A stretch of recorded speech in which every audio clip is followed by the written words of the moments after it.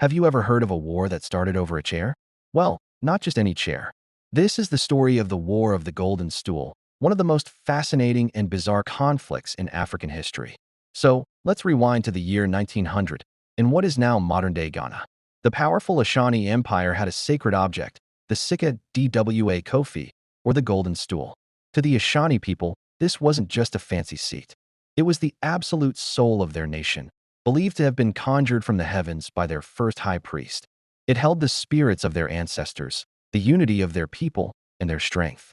It was so sacred that no one, not even the Ashanti king, was ever allowed to sit on it.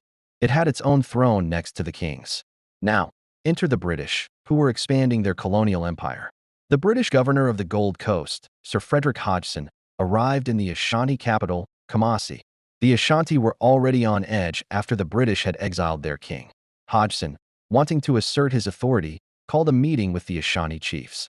And then, he made a demand that would echo through history. He said, "Where is the golden stool?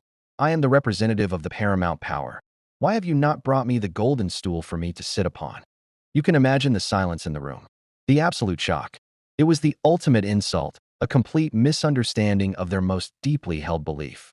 To the Ashanti, it was like someone demanding to sit on the soul of their nation. This single, arrogant demand was the final straw.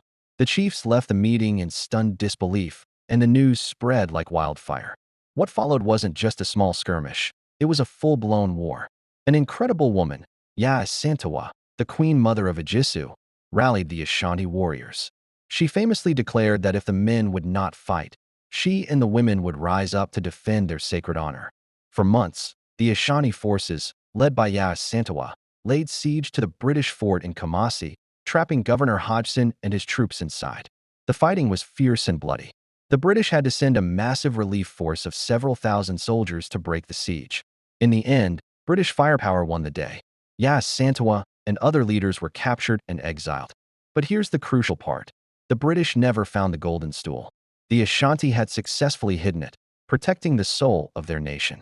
Even in defeat, they had won a major cultural victory.